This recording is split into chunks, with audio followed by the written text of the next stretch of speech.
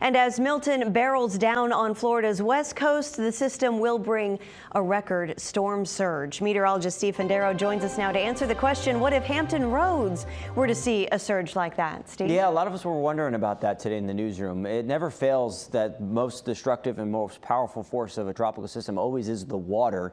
And we can use the surge expected from Milton in Florida as a way to educate ourselves here locally on what that would look like here. So first, let's just quickly understand what a storm surge is, and it is the big push and surge of water ahead of a system. Think of the water levels just being risen 5 to 10 to 12 feet. That would then be the new sea level. There's a way to gauge that in a kind of hypothetical from NOAA. They've created a coastal flood exposure map. What's what they call it. It's a tool online. It's for free and helps you just give yourself some perspective about how your neighborhood may handle a major hurricane's storm surge with rough averages, so to speak. So on the south side in Virginia Beach, most of the Pungo area and southern Virginia Beach is talking about a big time storm surge and even some issues all the way out towards Suffolk near the Nansemond River. As we head up towards the peninsula, some big time issues would be likely unfolding across parts of Poquoson, Hampton, near York, near the York River, and up into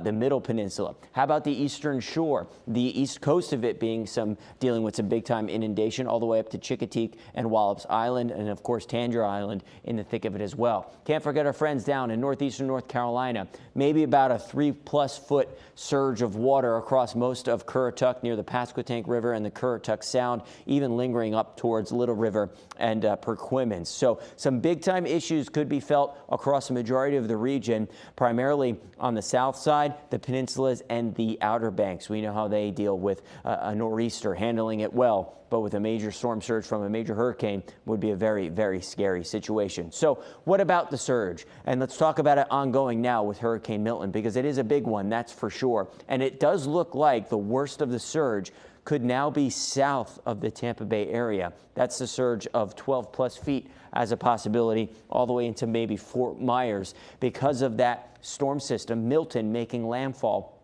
potentially now just south of the Tampa Bay region here. So this could really spare the Tampa Bay area. Miles mattering in a big, big way here, because the biggest of the surge is going to be south of the system, because that's where the onshore winds are. Remember, surge pushes the water out ahead of it, and that would be the case where the worst of the surge would be.